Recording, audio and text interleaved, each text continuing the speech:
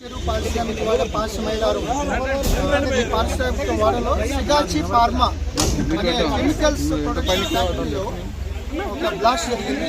ఇది 9:28 నుంచి 9:35 మధ్యలో జరిగిందండి. ఇమీడియట్గా 10 మినిట్స్ దూరంలో ఉన్న పోలీస్ స్టేషన్కి ఏసీపీ ఆఫీస్కి చెప్పడం జరిగింది. వాళ్ళు ఫైర్ని వీళ్ళందరూ కోఆర్డినేట్ చేసి వితిన్ 20 మినిట్స్ ఎన్డీఆర్ఎఫ్,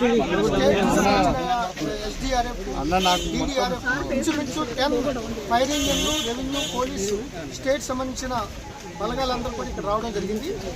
ఇప్పుడు వరకు 6 స్పాట్లో డెడ్ బాడీని ఫైండ్ అవుట్ చేయడం జరిగింది. 6 డెడ్ బాడీలు. అట్లాగే హాస్పిటల్, ప్రణవ్ హాస్పిటల్ చందానగర్లో 2 వైల్ అండర్ గోయింగ్ ట్రీట్మెంట్ 2 చనిపోయారు. So 8 members confirmed. So 26 members injured అయ్యారు. దాంట్లో కూడా 2-3 చాలా సీరియస్గా ఉన్నారు. సో వాళ్ళు ఇమీడియట్గా మెడికల్ టీం కానీ, అంబులెన్స్లు కానీ ప్రభుత్వ పరంగా ఇమీడియట్గా వాళ్ళ మీద అన్ని జాగ్రత్తలు తీసుకుంటున్నారు. మొత్తం ఎంటైర్ అడ్మినిస్ట్రేషన్ ఇక్కడే ఉంది. యాక్చువల్గా 150 మంది ఒకే షిఫ్ట్లో అని చెప్తున్నారు. బట్ ఆ ఏరియాలో 90 మంది అని చెప్తున్నారు. బట్ ఇప్పుడు వరకు 8 డెడ్ బాడీస్, 26 మంది ఇంజర్డ్. ఇంకొక చిన్న బ్లాక్ ఏదైతే రియాక్టర్ దగ్గర ఉన్న ఆ ప్రెషర్కి ఎయిర్ హ్యాండ్లింగ్ దాంట్లో ఏదైతే ప్రమాదం జరిగిందో దాని పక్కన ఇంకా ఫైరింగ్ ఇంకా అది నడుస్తుందో అన్నమాట. ఇంకా అది సెగలు వస్తున్నాయి.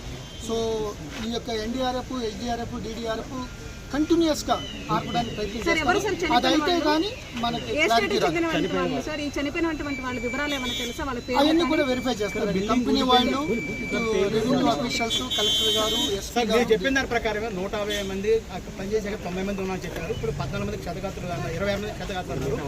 మిగతా వాళ్ళ పరిస్థితి ఎవరు కనపడలేదు. కొంతమంది ఈ యొక్క యాక్చువల్గా ఈ వైబ్రేషన్కి ఏదైతే ఈ విస్ఫోటనం జరిగినప్పుడు ఆల్మోస్ట్ పాశమైలారు ఎంటర్ ఒక 5-6 కిలోమీటర్స్ వరకు ఈ వైబ్రేషన్ కంగారు. సో దానికి చాలామంది పక్క నుంచి పారిపోయారు. సో మాకు ఇప్పుడు వరకు ఉన్న దాంట్లో ఇంకొక వేర్ హౌసింగ్ పక్కన ఒక 10 మెంబర్స్ ఉన్నారు అన్నట్టుగా వాళ్ళు చెప్తున్నారు కంపెనీ వాళ్ళు. అదంతా కూడా ఇమీడియట్గా అదంతా ఫైర్ ఆగిపోయిన తర్వాత కానీ అవన్నీ కూడా మీరు తర్వాత